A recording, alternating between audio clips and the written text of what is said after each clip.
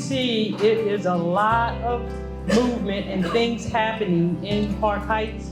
I've talked to, I see a lot of community associations that are represented. I see some developers in here. I see pastors in here. I see, I know down at Park West Medical Center, some things are finally going to be happening there. It's just housing, whether it's private developers that are doing blocks, and then there's the city that's working with developers that are doing bigger projects. So things are, and I can't forget our library is going to be happening. And I've always said that library is the center of everything that's going to continue to take place here. And my eyes and hands are going to continue to be working with you on this. It takes time for stuff like this to happen. And you know that I've been working on this for many, many, many years with my partners of the state, partners of the federal government, nonprofits, all of you. If there's somebody in here that does not know me, then I want to meet you tonight. But I can't tell you enough how important this meeting is. So if there is something on your mind and something that you would like, something that you need, some help you need with anything, this is the time to mention it and get it done. And I lastly want to mention about another piece, our business areas. We got a Main Street that's going to be happening. And I can't mention the main partner that's helping with the redevelopment here, and that's the Park Heights Renaissance with Yolanda Jiggets and her team has been very helpful. And those are the kind of partnerships that will help to continue to get things moving. We got to keep this connection moving together. Thank you. This is a great turnout. Says to everybody involved that the people of Park Heights care about their community, want all of us to have a better neighborhood, better community, whether it is from business, the library, housing, shopping. Every part of this redevelopment is going to happen in addition to what happens at the racetrack, and that's going to be a big plus for the whole community as well, a source of employment, a source of recreation, the whole 9 furlongs, not just the 9 yards. It's so nice to see each and every one of you. Let me tell you, we have meetings all the time, but when they're community meetings and they're like this, these are the best ones. There are so many people that care about their community in this room, and that is what this is about. I have to tell you, when I first was running for office and people told me, we haven't had a library in 15 years. I couldn't even fathom that idea. What do you mean there hasn't been a library here in 15 years? And then the things I started learning about what some of our communities are lacking, it's unacceptable. And that is why we are here tonight. And that is why I want to thank each and every partner who has been working extremely hard to make this happen and to make our communities what they should be and where our children can grow up in a safe and wonderful environment. So thank you all. Thank you for having me here, and I'm so glad to be here. And last good evening from the 41st delegation. My name is Delegate Malcolm Ruff. I appreciate everybody who's been welcoming me into the community, but as I had to mention that when I was coming in the door, I am not new to this community. Actually, I haven't been in this community center for quite a long time, but I literally grew up 1 block from here on 2500 block of Keyword, and I used to play out back every other day. So this is my community, and Park Heights is my heart, my soul, and I'm so glad that we're here to hear the voices of the people and to amplify them throughout our state government, throughout our city government. You can trust and believe with the folks that are standing up here with me today that your voices will be heard, and we will listen intently and make sure that that voice is strong and will get through to the right people to make the right changes and the right attitudes to approach how this community is taken care of. So I really appreciate everybody for welcoming me in, and I look forward to working on your behalf for many years to come. Thank you so much. Hi, everybody. It is awesome to be in Park Heights. I love Park Heights.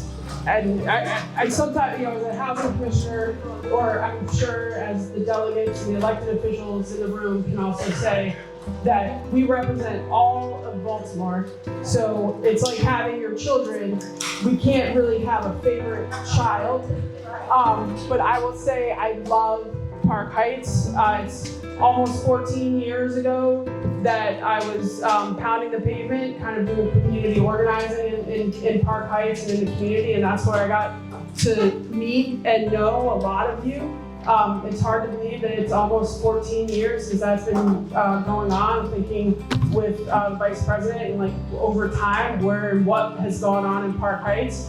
And it's really awesome for me to be here with you all tonight in the capacity of Housing Commissioner and the work that we're doing in partnership with community and what the Department of Housing and Community Development is doing with community to basically, I look at this as like, how are we putting a booster shot into the community to put us on that path? Because Park Heights has been waiting way too long to see what transformation we want to see. So really, sometimes, someone might say, why are we sitting in a room with dinner and maps and, talking with each other about what we want to see? We want a library. We know, God bless every single person that worked on getting that library here in Park Heights. That was a yeoman's job. It took a lot, and to get that commitment and keep pushing on that is going to happen. But what we're here tonight is that community is extremely important. When we talk about development in the city of Baltimore, it is different than what it used to be. It is meant to be, and what we're working on is being active listeners to the community, partnership with the community, and working with the community to hear what you want, what you need, what you want to see, and how we as the city can work to make that happen and make that a reality. And that we can do that and have it not take 20 years or 30 years. So really what tonight is to make sure that what we've been hearing as part of the impact investment area, work group meetings that a number of you have been involved in, decisions around block level planning, where we want to see new development, where we want to see renovation of vacants, where we want to see, is there a place where maybe we do want something else to be demolished in Park Heights? That might not be the case. We've already seen plenty, right? But it might be something that's strategic, that makes sense. We want to make sure that when we're putting that booster shot to get us into that car, to move, as fast as we can go and as fast as we can get to 60, 70 miles an hour, that we're getting there and we're doing it in partnership with you all. So that's really what this is. This isn't meant to be, we're sitting around and thinking, and then we're gonna go back, and as community, you're gonna have to just continue to wait. Because like I said before, I am extremely cognizant of the fact that Park Heights has waited too long.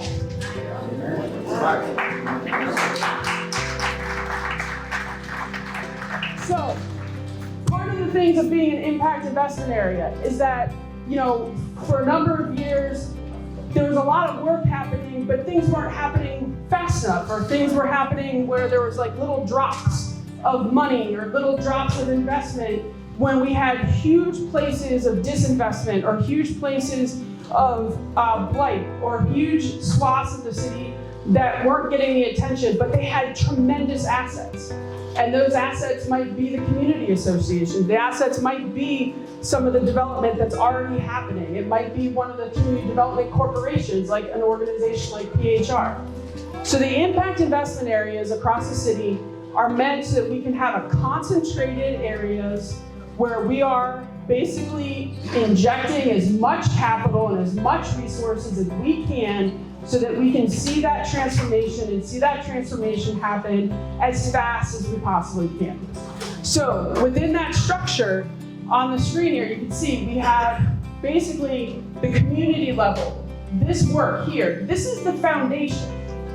This is where the information is coming. This is not meant to be a top-down pyramid. And in theory, we could actually we might want to talk about this, staff, pay attention. We might be switching this slide and turning it upside down. Okay? I just got that. Like, we gotta switch this around. Tammy's on it. Because this is, it is the foundation, and this is not top-down from the mayor. This is who will be here this evening. This is not top-down from the mayor. This is not top-down from me, from the commissioner, or top-down from other people. This is meant to be community-informed, community-engaged, community-led. What do you need? What do you want to be seeing in your community, and how can we make that happen? So we have the community conversations like this, where we try to get as many people in the room as possible to make sure that we're actively hearing what we need to be hearing, and that we have the information, that it's good. It takes it broader than just the people that are coming to the working group sessions. So these working group sessions meet monthly to talk about the block level planning and what's needed. What are the funding gaps? How are we going to support businesses? How are we going to support now? Like Vice President Middleton said, we have Director Lundy here who's leading the charge on the Main Streets application and what that is going to do and how is that integrated in this work. Supporting our small businesses, having economic growth, supporting our existing residents, attracting new residents, creating a vibrant, thriving community of Park Heights with opportunities for everyone at every single different price point, every single different economic status. How can we make that work? And that's happening monthly at the work group meetings.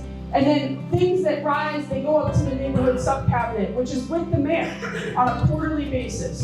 So what is happening that needs the mayor's attention or the CAO's attention?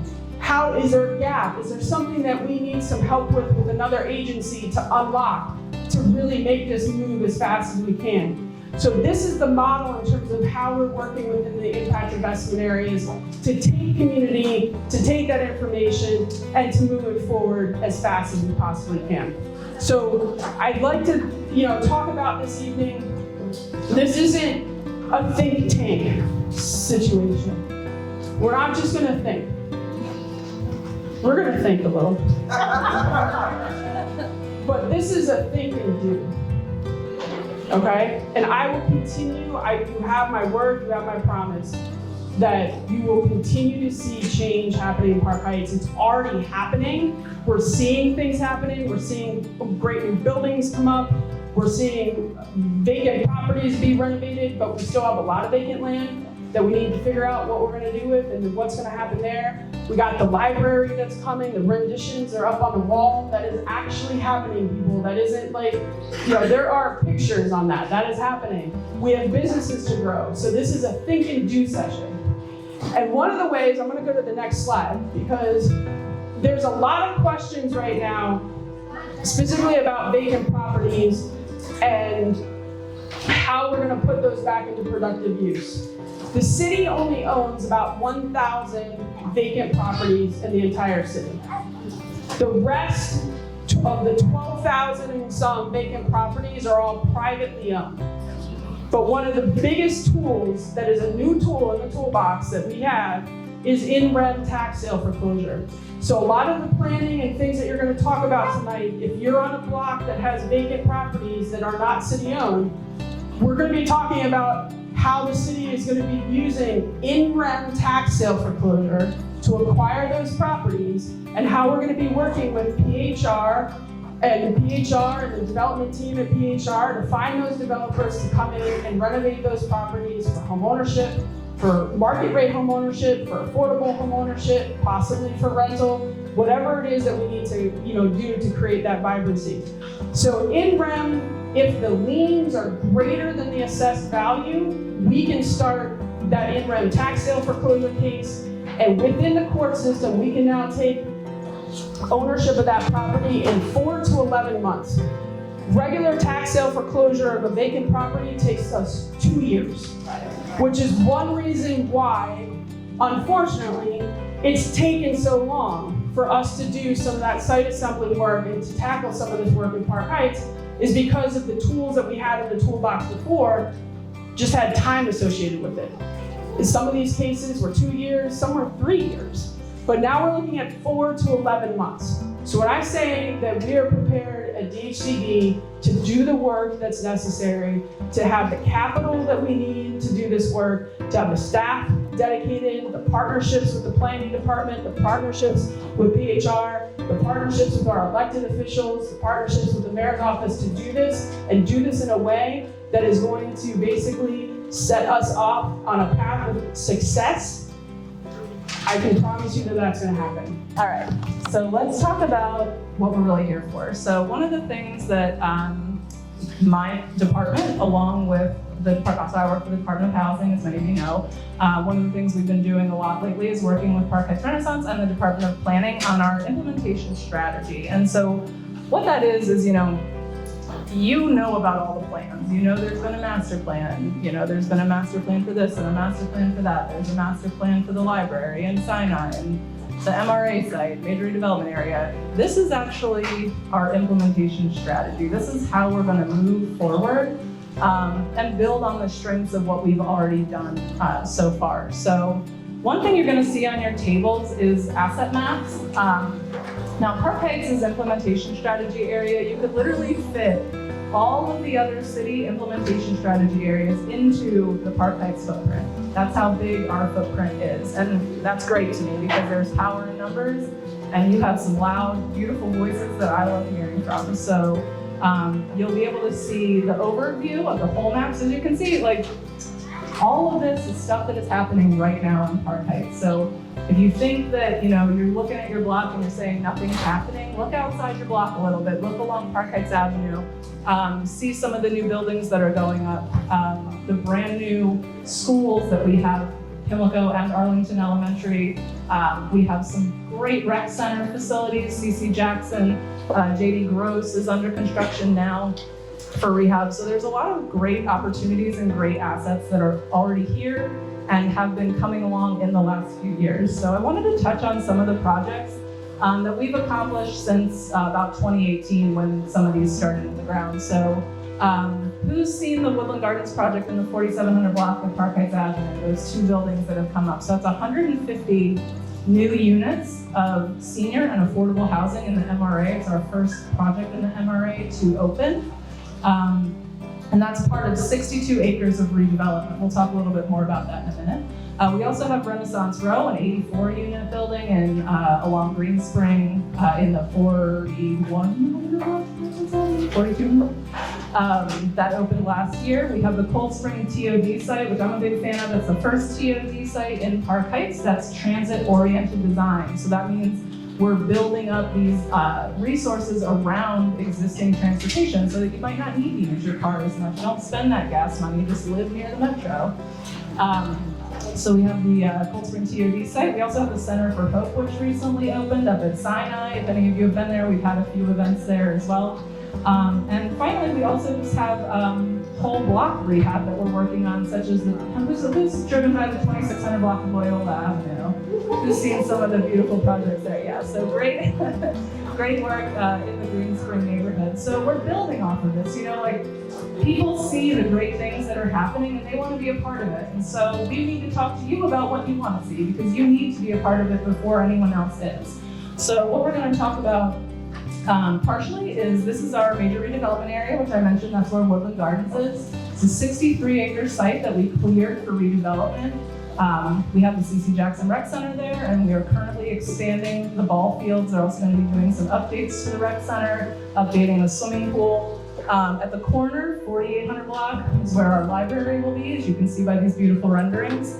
The square up here is Woodland Gardens, and then down here is our 17-acre site, which will hopefully be going to settlement and breaking ground in the fall, which will also have 2 new, a senior and an affordable housing building, but more importantly and impressively, it's going to have 17 new construction, single-family detached houses, which is the first new construction detached development in Northwest. So that's really exciting for us. And we will have more. Obviously, the yellow is what has yet to be awarded. So we're going to be talking a little bit about what maybe you want to see on the vacant land. Do you want to see commercial? Do you want to see residential? Do you want to see a gym or a grocery store? What are the things that you want to see in your neighborhood? So that's what we're going to be talking a little bit about. I have these beautiful renderings of the library as well, just in case anyone hasn't seen them. As you can see, our wonderful Mrs. K from the library is here. She brought the renderings. She'd love to chat with you as well if you would like to talk library. But we are hoping it's actually funded to begin construction. So we're going to be beginning construction, I believe, in winter, spring of 2024. We'll find out when Mayor Scott has his baby, and we'll just try to do it right around the same time. But sometime around then. Winter, early 2024, that's the word I'm looking for, early. So, and we know he's gonna love Park Heights just as much as the mayor, or she. Okay, so I'm moving ahead of my notes. So let's talk a little bit about what the implementation strategy does. Not only do we talk about the large projects, those huge multifamily 150 unit projects, but we're also talking about block level planning. And this is really where it's important. You'll see on the back of your worksheets, there's a magic wand question that we had. And we're asking you really, what do you want to see on your block? If you had a magic wand, if you got your Hogwarts letter, and you have one way to change your block, what would you do? So would you, do you wish you saw fewer vacants? Do you wish that the people speeding down your street were going a little slower? Do you wish that your kids could walk to their school? Anything you think that will make your block better, that's where you can put that information. But block level planning, what we are looking at as DHCD is targeted homeownership support. So who's I'm gonna go out on a limb here. Who's received or at least applied for a homeowner repair grant that you've offered in the last 5 years? Anybody at this table? Got a couple of Green Spring people. Pimlico Terrace. Perfect. So we have a few. That's great. So we've actually given out. We've awarded 84 grants so far since 2018, and we've also included over $80,000 of city matching funds when we've been working on those grants. So the grants for $10,000, but through other programs, I've even seen some people getting significantly higher repairs done to their home just by being. But if you want to talk to me about homeowner repair grants, you can come up to me after this meeting. I see Victor at that table. He can give you my email. I'm happy to chat. And we'll talk a little bit about homeowner repair grants in a minute. So that's one way. It's also priority site assembly, whole block rehab, like we mentioned with the 2600 block of Loyola Northway, as well as demolition and stabilization. So for the MRA area, all that area had to be demolished in order for us to bring this new development. So it's also about where do you want to see that new development? Is there an area that you think might need to be demolished or stabilized or change use? So those are the things we're going to be talking as it relates to block level planning. Now here's our beautiful homeownership map. The things that we offer for homeownership support, Park Heights is very lucky to have the Pimlico Community Development Authority that gives us slots funding to be able to support programs. So what we really did was launch this pilot program of homeowner repair grants. And we actually started that when the commissioner was working for the Office of Homeownership. She and I worked on it together actually.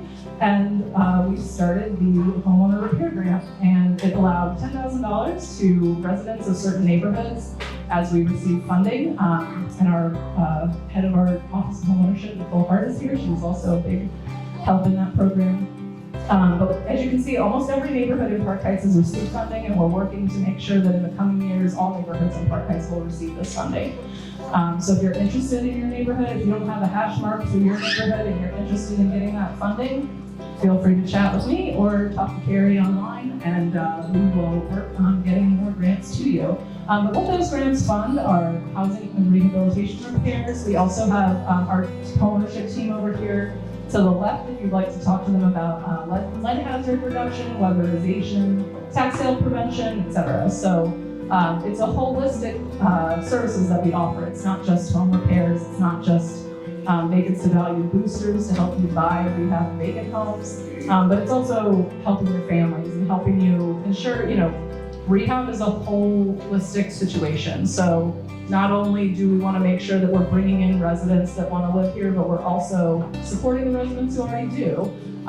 It's very important because so many people are one step away from having to leave their home. A bad roof could financially hurt you, and if we're able to help offer those repairs, we want to be there to do that. So that's what we mean when we were talking about homeownership support. We also work on something called a rehab toolkit, which the commissioner mentioned.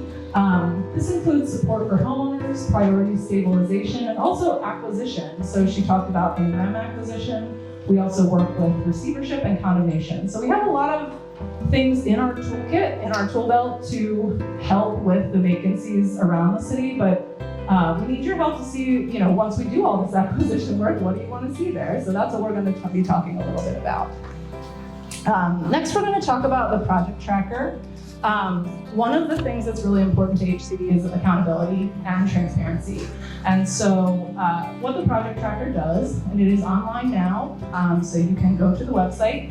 It is there and updated as of today, but it's every project that we're tracking. So it's every development project in the implementation strategy footprint that is receiving city or state funding, and it tracks every step of the process. So you can see, how far along is this RFP project? When is construction going to start? You can see this information on the project tracker.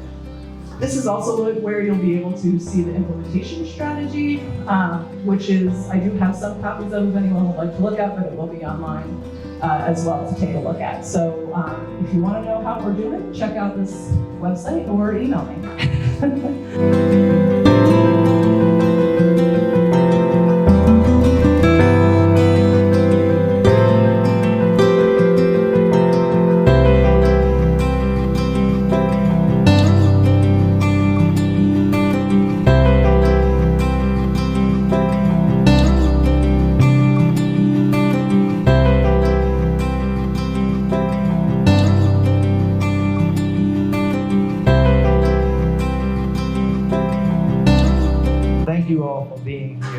Thank you for participating tonight. As you heard and learned throughout the evening and throughout this work, we are trying to operate city government a little differently. Especially, we started this community impact investment areas in 2019 because we know the city of Baltimore historically has purposely ignored certain parts of the city. And we know that there is no area really that can see that more than Park Heights. We know, and I always talk about, Alice knows this, some other folks, I was almost brought to tears when we broke ground on the first part of the redevelopment area because I was just a mere little boy ripping and running up and down Park Heights and saw these signs. The Park Heights Master Plan. We used to joke in the neighborhood that it was the Park Heights Master Plan because we thought that it wasn't for us, right? And now to be the mayor who's making sure that happens for all of us, and most importantly for those of you who have been here for generations, folks like my grandmother who's now no longer with us, and I always tell this story to the folks who are doing the great work on Loyola Northway. If I would have told my grandma, who lived at 2510 Loyola Northway, up until she died in 2020, that we would be selling houses on Loyola Northway for $300,000, she'd have said, boy, get the hell out of my house. But that's what's happening. And it's happening in a way that allows us to keep our folks in the neighborhood lifting up those who have been there. I also, Yolanda, where are you? She's in the corner. Don't try to hide, I see you. Always want to lift up Yolanda Jiggers and the great work at PHR. All of our, we have 3 state delegates here. The newest state delegate, Malcolm Ruff, who grew up around here just like me. Now I can tell some folks this, we were born 8 days apart and we lived 8 blocks apart in this neighborhood growing up. And of course, Delegate Rosenberg and Delegate Attar all over the place. But I'm gonna be very quick because I want us to get back to what we are doing, and that's the most important thing. But I want us to understand what this work is going to look like. This is gonna be work done with the community. And we've been already seeing some of that happen, and we know that we are going to this fall break ground on the first public library built in Baltimore in 15 years right here.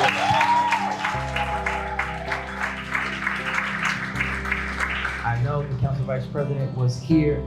She's here. Oh, there she is right there. It's something that her and I talked about for a long time, making sure that that continues to happen. We're going to be renovating the Tawanda Rec Center pool, something that, as I told some media members yesterday, they said, well, why are you closing that pool and renovate it in the summertime? I'm like, well, you can't renovate pools in the winter. I hope you guys learn a little bit about construction. But more importantly, because it looks the exact same way today as it did when I swam in it for the first time in 1988. We have to make changes for our neighborhood. And we're gonna continue to work in Park Heights. We know every neighborhood in Baltimore means a lot to me, but nothing means what Park Heights means to me, because it made me and my family what and who we are, but more importantly, all of them except me still live here, so I have no choice because I don't want to get in trouble. But really want to thank you all and support you all throughout this project. We're gonna make sure that all of these things happen and working with the community, making those investments, making sure that every single city agency is working alongside housing, planning, rec and park, DOT, BPD, everybody to support us as we work to make Park Heights the best version of itself. Because I want to be, I can actually say this now, I actually want to be one day telling my child, soon to be a child, and my grandchildren that I remember when the neighborhood was at its lowest. I remember my grandmother, my grandfather telling me when it was at its highest. And now we'll be back at a new high because we all came together to work together. So thank you very much.